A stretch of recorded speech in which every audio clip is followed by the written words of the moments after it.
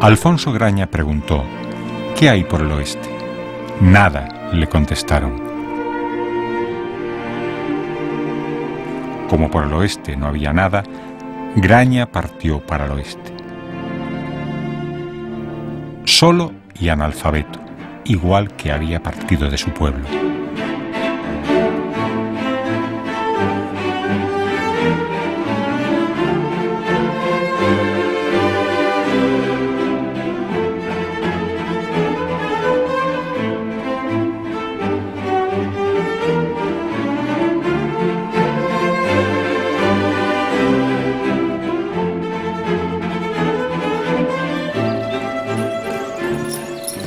La vida de Alfonso Graña ha estado casi 70 años perdida en la letra pequeña de la historia, reducida a alguna que otra reseña enciclopédica y a los artículos que Víctor de la Serna publicó antes de la Guerra Civil Española. Maximino Fernández Sendín, su último biógrafo, ha rescatado el personaje y ha documentado una de las más apasionantes peripecias de la emigración gallega. Alfonso Graña es un joven campesino de la provincia de Ourense, en el concello de Avión, por aquel entonces una de las zonas más pobres y agrestes, que a finales del siglo XIX, como otros muchos también de Galicia, emigra a Brasil. Recala en Belén de Pará, posteriormente se traslada a Manaus y está documentado que en 1910 se encuentra ya en Iquitos, Perú. Allí trabaja lavando oro, extrayendo oro, y también en la siringa, en el caucho. Tras la crisis del caucho en 1922 se adentra en la selva con un amigo y vecino y se encuentra con una tribu de los indios jíbaros. Y ahí comienzan una de las más increíbles aventuras que un hombre blanco ha podido vivir y contar. Se termina convirtiendo en rey de los jíbaros. Fernández Sendín ha retomado el tono épico de los artículos de Víctor de la Serna sobre la aventura de Alfonso Graña. Aquel periodista mitificó la figura del emigrante gallego, pionero buscavidas en el oeste amazónico, y fue quien le bautizó literariamente como rey de los jíbaros.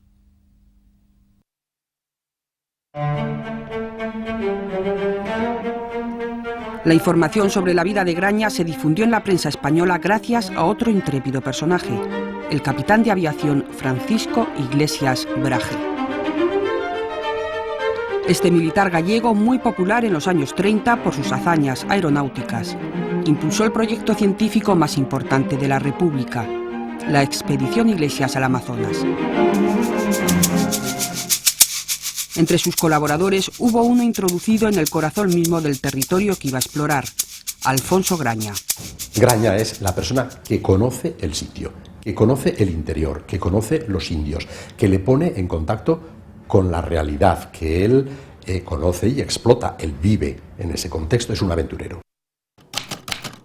Aquí tengo a mi lado a nuestro amigo Alfonso Graña, natural de Avión, que reside desde el 22 en el río Santiago. En el puerto peruano de Iquitos, un cronista genial entrevistó a Alfonso Graña cada vez que éste abandonaba la selva. Transcribió esas conversaciones en cartas y junto a otros muchos datos sobre el Amazonas los envió a la expedición Iglesias en Madrid. También era gallego y se llamó Cesario Mosquera. En Iquitos tenía una librería en el Jirón Próspero y donde se reunían muchas veces unos artistas, literatos y escritores, poetas locales, y que efectivamente tenía, por supuesto, relaciones con Alfonso Graña, ¿no? Que era un personaje pues un poco inhabitual, ¿no? Y tenía relación efectivamente con Graña, pero también con el proyecto de la expedición Iglesias, que nunca se llevó a cabo, pero que tenía efectivamente que hacer un viaje, digamos, importante sobre el Amazonas, desde la cabecera pues hasta la desembocadura. Mosquera fue un republicano convencido, un hombre que creía en el progreso y que nunca, como demuestran sus cartas, olvidó el retraso secular del pueblo donde nació, Rivadavia, en la provincia de Orense, muy cerca del lugar donde por esos mismos años vio la luz Alfonso Graña. Que vaya la misión pedagógica a mi pueblo, a los pueblos negros de humo de toda Galicia. Que entren a las casucas de piedra sin picar, donde sale humo de cada teja. Al entrar al dormitorio y la cocina, verán lastimero atraso. La pared al pie de la cama, cuajada de esputos secos. Las ropas de aquellas camas y los jergones, todo podredumbre. Camas donde duermen 4 o 5 chicos y la mitad se orinan.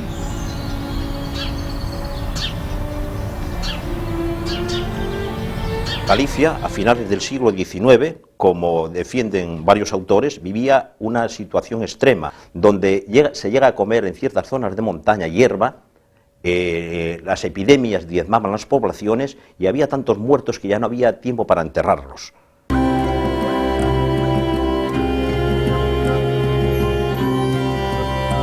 La economía gallega en la segunda mitad del siglo XIX estaba en un callejón sin salida. Para los campesinos, por entonces el 85% de la población, el futuro no existía en su tierra. El modelo productivo basado en el maíz y la patata estaba agotado. Las técnicas agrarias estancadas en la época de los romanos. El minifundio no daba para vivir y la industria era un espejismo. El espejismo de oro de Buenos Aires, norte de todas las esperanzas, arrancaba a los pueblos de Europa a sus mejores hombres. Traían salud, fuerzas, sueños, esperanzas, energías. Entre 1880 y 1930, en 50 años, 500.000 de gallegos cruzó el Atlántico.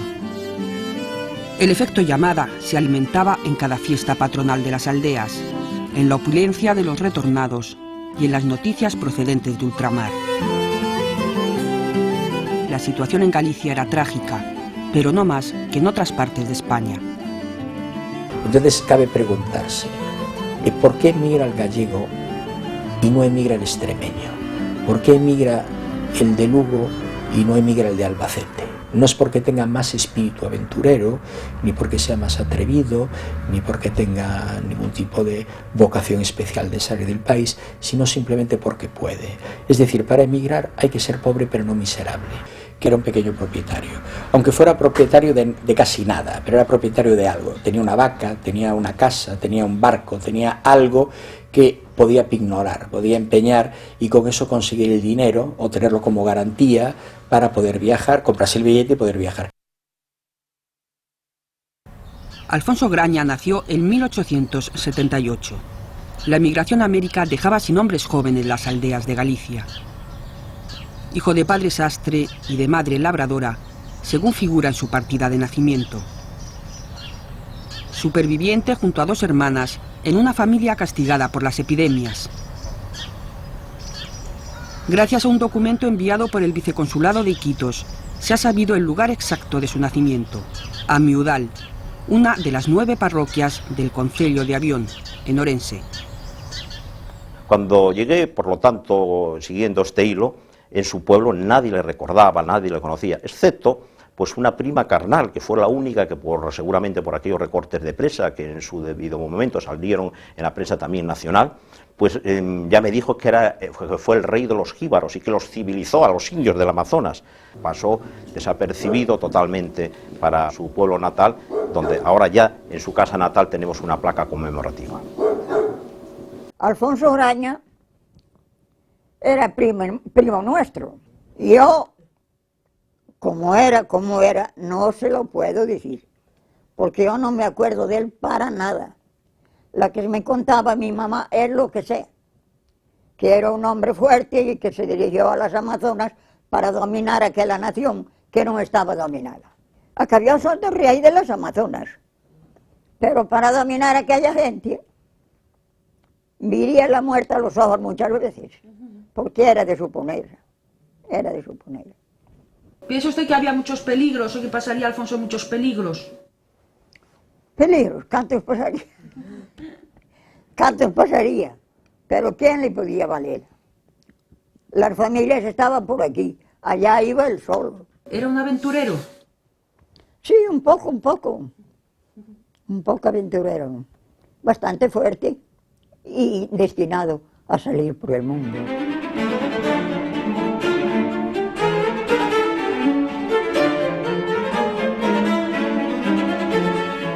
El puerto de Vigo, a finales del siglo XIX, era un hervidero de migrantes. Las crónicas del momento hablan de cientos, a veces miles de personas deambulando por los muelles. En un solo día se llegaban a despachar hasta 6 vapores transatlánticos a tierras americanas. Son países inmensos, con poca población, y entonces necesitan mano de obra barata y preferían mano de obra europea. Después, claro, funcionan mucho las cadenas familiares y los ganchos, la figura de los ganchos que promovían mucho la emigración, iban por los pueblos, dando a conocer las ofertas, vendiendo la idea de América como el país donde iban a triunfar, donde iban a enriquecerse y regresar con toda clase de riquezas. El precio de un pasaje en tercera, la clase más barata, era tan alto que muchos gallegos se acogieron al sistema de billete pagado por los gobiernos americanos. El primer destino de Alfonso Graña fue Brasil. El viaje costaba 215 pesetas. Alfonso Graña, como otros muchos de la zona, pues embarca en dirección a Brasil, recala en Belén de Pará, de allí se traslada a Manaus. Manaus en ese momento estaba viviendo la fiebre del caucho, miles de personas de toda Europa y de otros países, incluso de otros continentes, se concentraron en Manaus.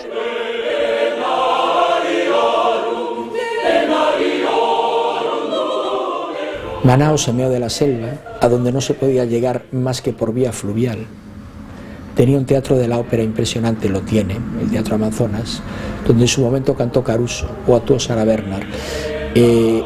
No le digo más que si uno salía a las afueras del pueblo, que era más un pueblo que una ciudad, corría grave riesgo de morir bajo las flechas de los indios. Estamos hablando de lo que ocurría a 500 metros del teatro. Pero en donde se daban lujos que hoy resultaría casi risibles, aparte de increíbles. Toda la semana salía de Manaus un buque con destino a Lisboa cargado de ropa sucia para que en Lisboa la lavaran, la plancharan y la almidonaran.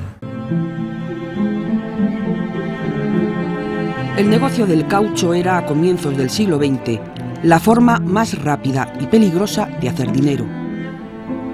La industria mundial había descubierto el látex y necesitaba hombres dispuestos a sangrar el árbol de la siringa en los bosques amazónicos.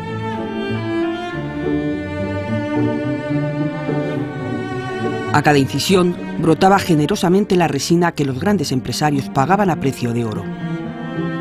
Penetrar en la Amazonia tenía una alta dosis de riesgo. Evidentemente las posibilidades de volver vivo, ya no digo rico, de volver vivo y sano, pues no excedían al 50% y probablemente fueran menores. Porque emigrar a la Amazonia había ya que tener una mentalidad especial, o había que estar muy desesperado. Se iba con mentalidad de pionero, se iba con mentalidad de aventurero. Es el perfil de Alfonso Graña. Le acompañaba la leyenda de ser inmune hasta la picadura de la serpiente Xuxupe, la más venenosa y mortal. A los 30 años ya se había jugado la vida a cara o cruz en la Amazonía brasileña y había triunfado.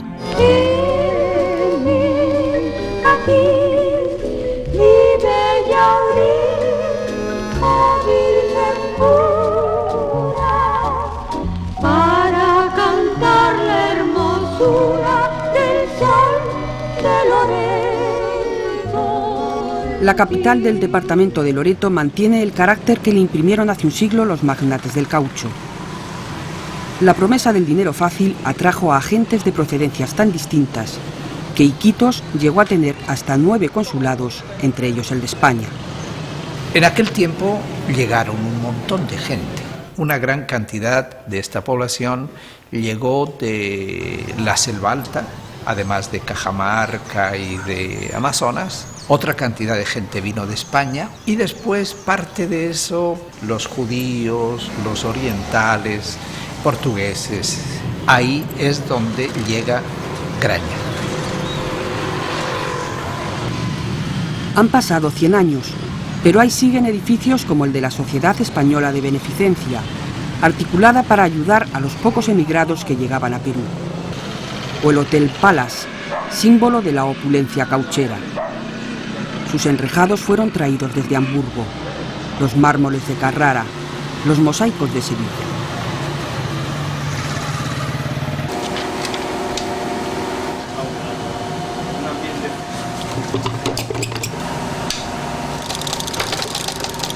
Una de sol y misterio. A las puertas de la selva, la élite social vestía de frac y bebía vinos de Burdeos. Las damas paseaban el malecón y los barcos traían músicas que llenaban de nostalgia los días del trópico. Por tus calles populosas y tu bello malecón. En una casa de la avenida Grau, una gallega, Florinda Graña, cuenta a sus dos hijas la historia del tío Alfonso, que un día volvió de América, se presentó en el pueblo, a Miudal, y la llevó consigo a Perú. Era el tío Alfonso Graña. De mi tío recuerdo que era un hombre maravilloso, que vino de España en 1910 trayéndole a mamá en un barco que se llamaba El Manco. Entonces él vino a Iquitos y mamá prácticamente tenía que deshacerse de mamá, de alguna manera, porque él quería ir a donde están los indios. Entonces, tuvo que hacerle casar. Él vino acá a Iquitos para irse a la selva. Aquí está con los indios. Era el curaca de ellos.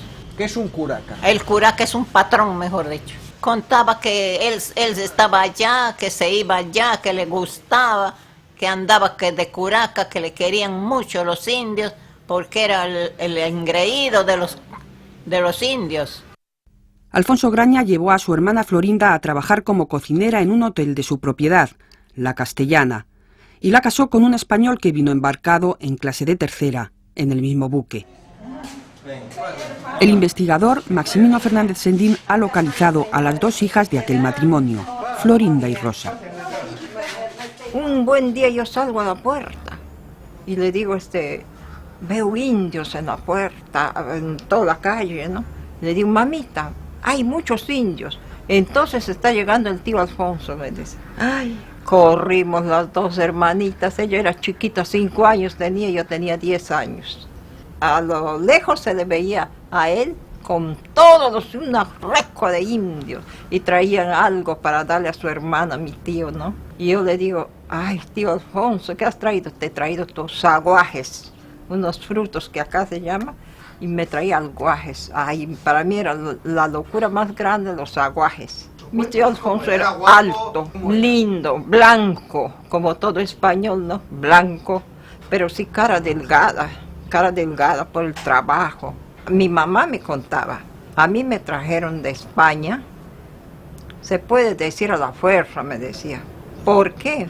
Porque yo no quería venir, tenía yo mi enamorado y yo no quería venir a Iquitos. Entonces una vez que llegaba mi tío y decía, vamos a ir, Florinda, para que tú enseñes a las ribereñas a cocinar. No saben cocinar, hermana, le decía. Tú tienes que ir. Hay bastante gente extranjera, españoles, judíos, ingleses, de todo en Iquitos. Era cantidad de personas que había. Graña llega exactamente en el momento en que está en su clímax más alto, el boom del caucho, y comienza seguramente a desarrollar toda su actividad cauchera. Pero había otros como Barcia, como Barreiros, que tenían fuertes estradas caucheras en las riberas del río Tapiche. Los hermanos Barcia posan en la foto a la puerta de su casa de Iquitos. Fueron importantes caucheros a los que Graña propuso algún que otro negocio imprudente que nunca estimaron. En esta otra foto figura el contable de la empresa, también gallego. Se llamó Venceslao Barreiro. En el momento en que mi abuelo se fue a formar sociedad con ellos, ellos ya tenían una trayectoria muy hecha, porque evidentemente habían sido los pioneros en el negocio del caucho, ¿no? Y fueron comprando arrobas de terreno hasta que consiguieron una extensión semejante y bastante aproximada a la de Galicia. Y así a su fundo le llamaron Galicia. Y lo tenían dividido en 4 provincias, como la Galicia de verdad. Y incluso en las cartas o en los pedidos o en las recogidas del caucho en Iquitos, pues recibían tantas balas de caucho procedentes de Pontevedra, o procedentes de Lugo, o procedentes de Orense. los Barcia, nostálgicos de su tierra, levantaron en la selva una Galicia amazónica. El hermano mayor murió en Perú, pero es en el cementerio de su aldea natal, Padrons, donde un busto y una placa rezan así: a José Benito Barcia Boente, filántropo. Los hermanos caucheros invirtieron parte de su inmensa fortuna en la educación de su pueblo. Mandaron construir el hermoso edificio de una escuela y le pusieron maestro. De allí salieron años después nuevos emigrantes, pero ya no fueron analfabetos. En Padrons se estudiaba gracias al dinero del caucho. La selva era dura, pero pagaba bien. Dura por las condiciones de trabajo y dura por el medio.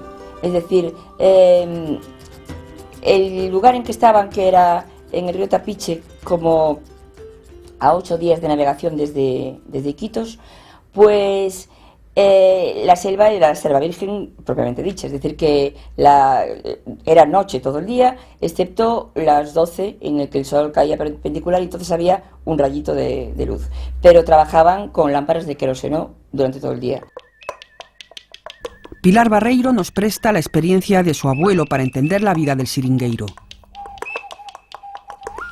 Su relato podría haber sido el de Alfonso Graña, en ese momento y también en el Amazonas peruano, trabajador del caucho. Siempre era un territorio nuevo y un territorio que se iba ganando, pero cada vez más alejado, ya no digo de la civilización, pero sí más alejado de su cuartel general, es decir, de los tambos en los que vivían. Pero sobre todo, de lo que sí él hace mención muchas veces, es de la soledad, porque la mano de obra casi toda era o indígenas o bien orientales, chinos sobre todo. Por lo tanto, la comunicación era imposible. O sea, vivían para trabajar y comían para trabajar y dormían lo mínimo para trabajar.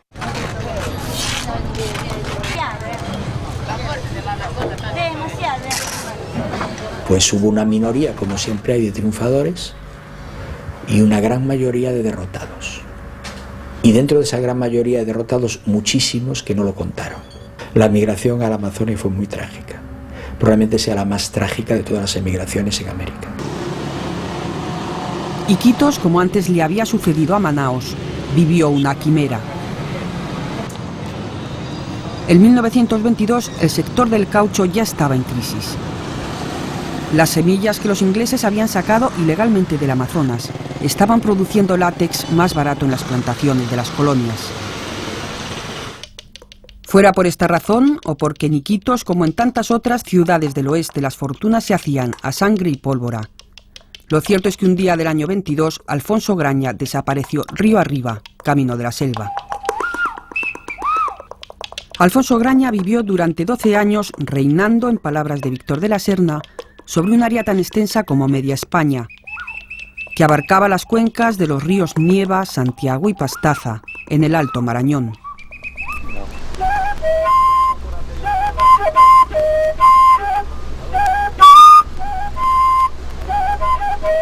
Pocos hombres blancos habían llegado hasta allí.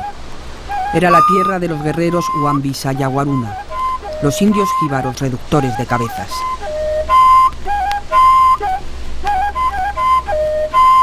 Los jíbaros es un pueblo imbatible.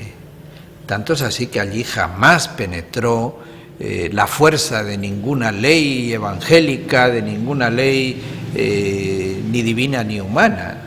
De manera que son gente muy fiera. Quienes les han hecho más famosos son los que han relatado cómo es la sansa.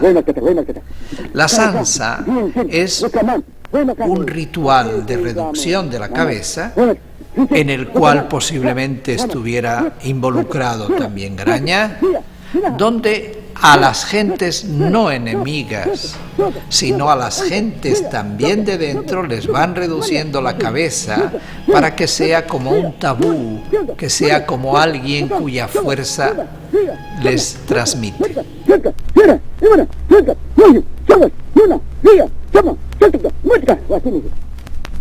Yo creo que la palabra rey de los jíbaros es muy exagerado, hace parte del mito, pero que sí posiblemente era un como se llama, un patrón que posiblemente ha sabido conseguir, digamos, la relación o alimentar una buena relación con los jíbaros, muy posiblemente, incluso posiblemente se casó con mujeres aguaruna o ambisa.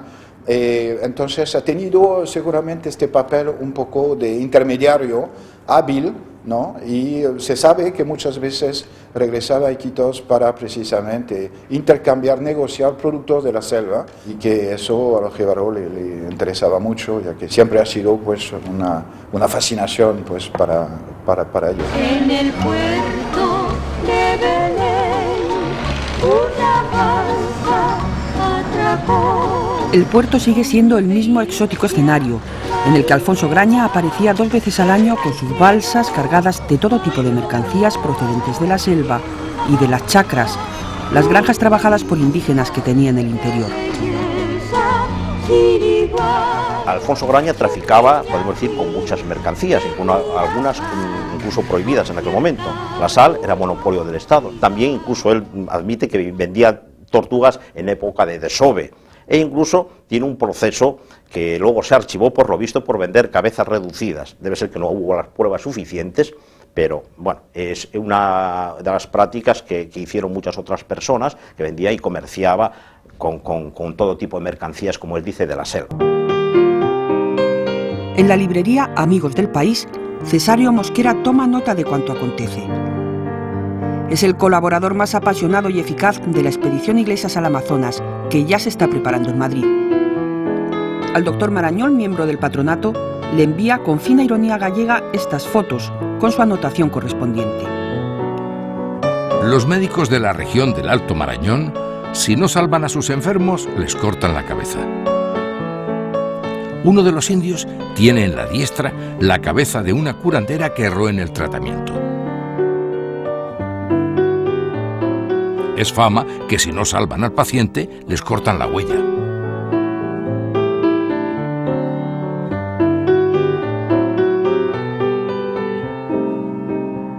No sabemos qué suerte corrió la cabeza del indio Mariano, en la foto al lado de Alfonso Graña.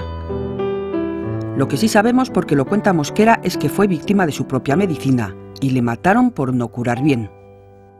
Cesario Mosquera ha sido un personaje muy notable. Ha hecho muchas cosas de todo lo que tú puedes imaginar. Ha sido barbero, ha sido librero, ha sido cineasta, ha sido incluso en el servicio local, ha sido concejal. El local de la librería Amigos del País estuvo y está en la calle del Próspero y sigue siendo propiedad de la familia Mosquera, aunque ha cambiado de nombre. Ahora se llama Librería Tamara y la gestionan otros empresarios. Todavía encuentro gentes que reclaman nostálgicamente la presencia de la librería Mosquera.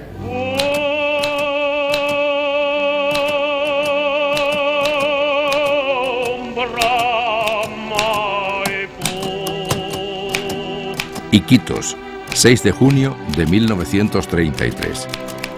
Ayer estuvo aquí Graña con 2 indios, Isuma y Ambuso. Al hacerles oír la radio se han desorientado, como si fuéramos meigas y meigos. Les retratamos tal como viven en la selva, y a uno de ellos le hemos puesto ropa de civilizado para retratarle de las 2 maneras. El indio es del río Nieva, es aguaruna. Muchos de ellos, es decir, la mayoría, en el primer viaje indudablemente, conocieron lo que era la civilización para ellos. Nunca habían visto un avión, nunca habían visto un automóvil. Pues Alfonso Graña en Iquitos, como él mismo relata y recoge Cesario Mosquera, los llevaba al cine, les compraba helado, les ponía la radio, los subía en automóvil, les curaba las llagas. Y claro, esto indudablemente provocaba una admiración. Él mismo, cuando los lleva al cine, dice, y esto para que le cuenten a los demás lo que han visto. No sé cómo un indio podía contar lo que había visto, que era el cine, a los demás sin que lo tomaran por loco. Tenía de todas maneras una posición que le podía acercarse a la figura del chamán por el hecho que se encontraba precisamente a la articulación de 2 mundos, ¿no? En los ojos de la gente de Iquitos parecía también como un tipo de brujo, porque andaba con indígenas de la selva, y de punto de vista jíbaro también, porque tenía esta relación muy especial con la gente de la ciudad, entonces era un personaje perfecto, pues, ¿no? Cuando él venía, nos enseñaba fotos con los reverendos padres, que muchos llegaban donde él, los quería mucho, los atendía.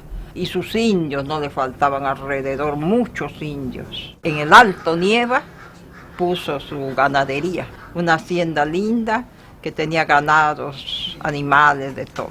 Una zona estratégica porque podemos decir que estaba en el corazón de la selva y todo aquel que deseara adentrarse para alguna misión, como pueden ser las expediciones tanto científicas como comerciales, que está documentado, guía a Alfonso Graña por la selva, tenían que de alguna forma consultar, pedir permiso para adentrarse en la selva sin los peligros de ser atacados por los temibles indios jíbaros. En las cartas enviadas a la expedición Iglesias, Graña confirma que vive en el río Santiago desde 1922. Se autodefine como patrón con Indiada a sus órdenes y asegura que ha dado a conocer a la compañía americana Standard Oil todas las vetas de petróleo. El gerente de la compañía, Dr. Basler, a la derecha de Alfonso Graña, fue su amigo y un notable científico que mandó fotografiar y filmar las costumbres indígenas.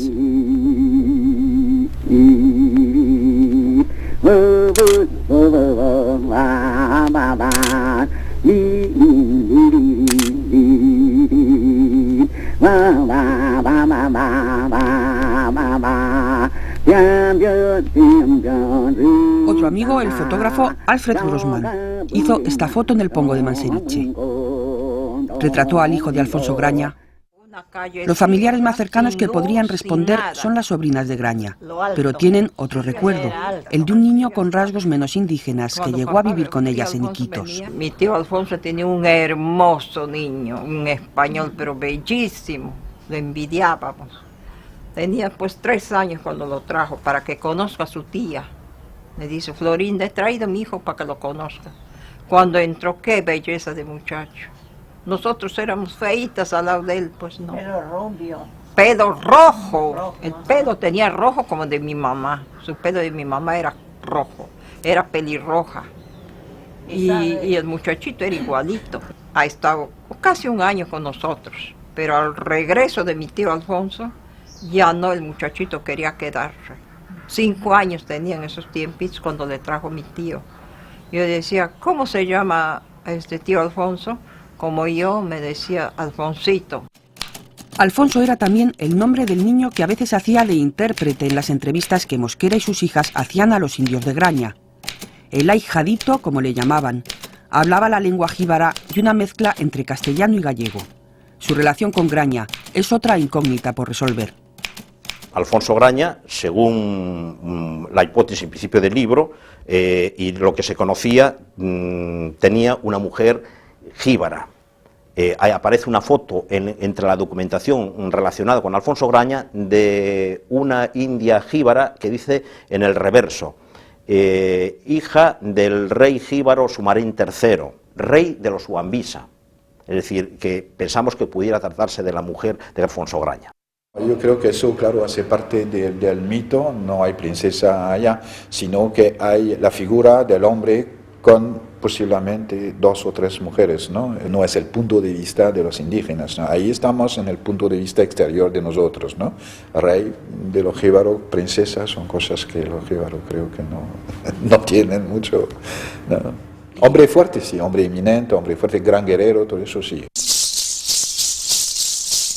La exploración científica al Amazonas fue el sueño cultural de la República. El gobierno quería hacer una demostración de potencial investigador. Esta colección, que se conserva en el Museo Antropológico de Madrid, es parte de ese sueño. Objetos traídos a España desde la selva por el promotor del proyecto, un capitán de aviación, Francisco Iglesias Brahe, que pocos años antes había alcanzado fama mundial.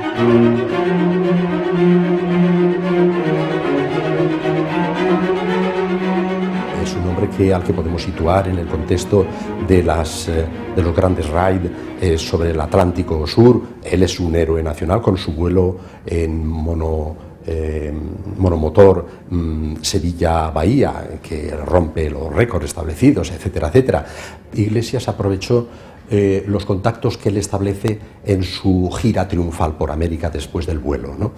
En Perú, concretamente, tuvo relaciones muy estrechas. Iquitos es el centro de una gran área en la que la expedición se va a instalar. Digamos que por su importancia comercial, de relaciones de transporte fluvial, de población, Iquitos es el centro natural de la expedición. La idea del capitán Iglesias era hacer una expedición al Amazonas que continuara la tradición de los viajes naturalistas. Quería investigar un territorio de 500.000 kilómetros cuadrados en el Alto Amazonas. Los objetivos científicos eran ambiciosos: minería, zoología, botánica, pero sobre todo le interesaba la medicina indígena y la antropología en las zonas habitadas por los indios jíbaros. La expedición fue recibida por la colonia española, por la colonia gallega en particular, ¿no?, con un absoluto entusiasmo.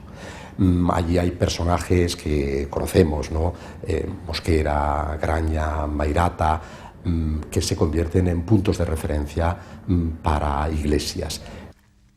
Información y materiales sobre el Amazonas llegaban puntualmente a Madrid. Unas veces eran plantas y tubérculos que recogían en sus salidas campestres, otras productos relacionados con la medicina o las costumbres indígenas. Como prometí, ya tengo el deseado encargo de la ayahuasca. Hay otra novedad. Ayer llegó Graña con las balsas cargadas de aviones averiados en el Alto Marañón y Río Nieva. Incluso trae los restos mortales del piloto. En 1933, Alfonso Graña protagoniza una de sus mayores y más increíbles aventuras. Una escuadrilla de las Fuerzas Aéreas Peruanas, de 3 aviones, que se dirigen a Iquitos por el conflicto entre Perú y Colombia por Leticia. Debido a una tormenta tienen que acuatizar en el río Nieva. Los indios de Graña, que los ven caer, acuatizar, acuden en su auxilio. Rescatan a 2 de los aviones, pero un tercero cae, como ellos mismos dicen, 2 vueltas más arriba. Alfonso Graña contó a Mosquera que el hidroavión era un Douglas de guerra y que cayó en el bosque en su chacra, a 400 metros del tambo. Mis indios, dice en la carta, hicieron un ataúd con 2 canoas y lo enterraron. Graña, que en ese momento ya tenía preparadas sus mercancías para vender en Iquitos y cargadas en sus balsas, se dirige a Iquitos. La noticia del accidente ha impactado a la sociedad loretana. Los mandos militares encomiendan a Graña el rescate del cadáver del joven aviador. Todo el mundo en Iquitos sabe lo temerario del encargo. Por eso ha quedado el testimonio gráfico de su llegada a puerto. Solo Graña era capaz de atravesar en sus balsas con 2 hidroaviones y un ataúd el terrible Pongo de Manseriche, un rápido del río donde la furia del agua se tragaba barcos enteros. Tarda casi 2 meses, puesto que tiene que esperar las bajantes del Pongo, hasta que un día, como describe el mismo Víctor de la Serna, aparece en Iquitos con las banderas de España y Perú a media asta y con 2 aviones desarmados y el cadáver del piloto. En el entierro del aviador, una escuadrilla de aviones de las Fuerzas Aéreas del Perú sobrevoló Iquitos. Así entró Alfonso Graña en la historia que empezaba a escribir el mítico Grupo 42 del Amazonas.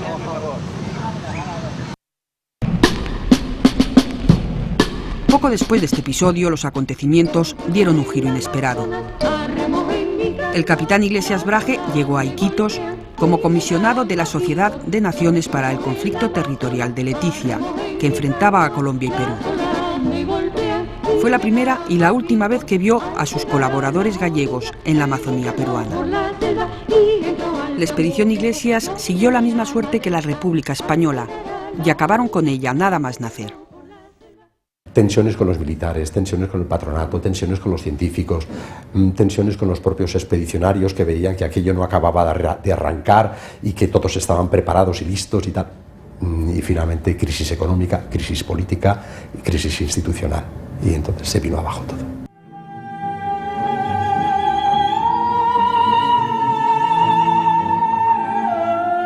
Alfonso Graña, que había recibido 5.000 pesetas por el rescate del aviador, dinero suficiente para comprar 2 casas en Galicia con sus terrenos, nunca regresó.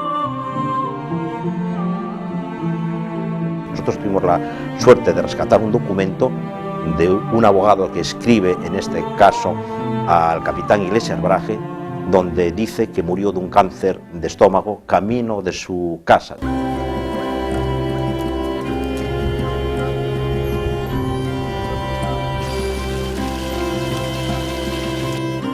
Vi en la gran enciclopedia gallega, que es una gran enciclopedia realmente, Alfonso Graña.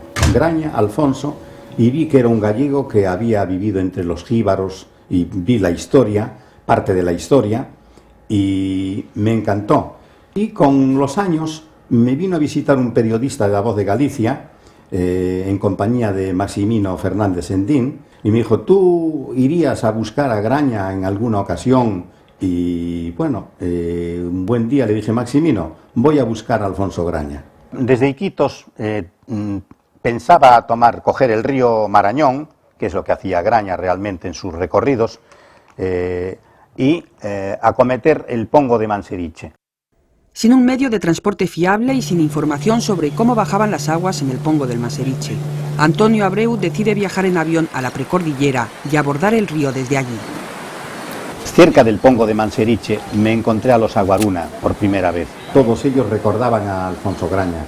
Decían que había dominado toda aquella zona, que comerciaba, que era realmente el jefe de toda aquella zona, pero hasta arriba, hasta Ecuador.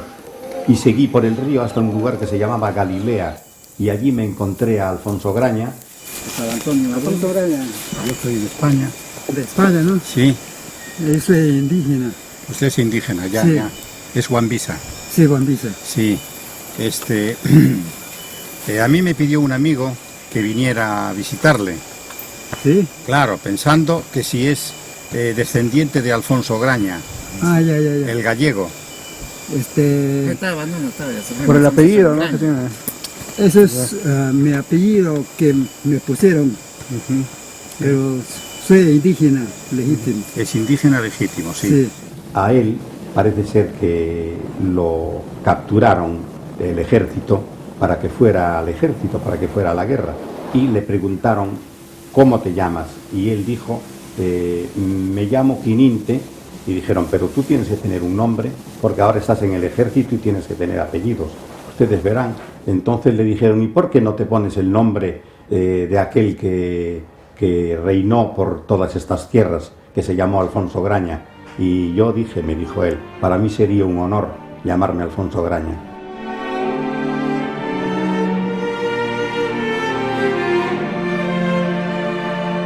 La aventura sigue abierta. La descendencia de Alfonso Graña vive en algún lugar de la selva. Desde la misión jesuita de Santa María de Nieva ha llegado la última carta sobre el rey de los jíbaros. Asombra que un hombre solo haya podido adquirir tal dominio en un medio tan adverso y hostil como esta selva. El título es lo de menos. Lo importante es la realidad de lo narrado con tanto realismo a su amigo que lo recogía en aquella vieja máquina de escribir. Son ya otras épocas irrepetibles. Espero que tengáis una rica información sobre la estirpe de los Graña. Sus hijos continuarán por aquí. Alfonso Graña es un magnífico testimonio de coraje y aventura. Un señor de la selva.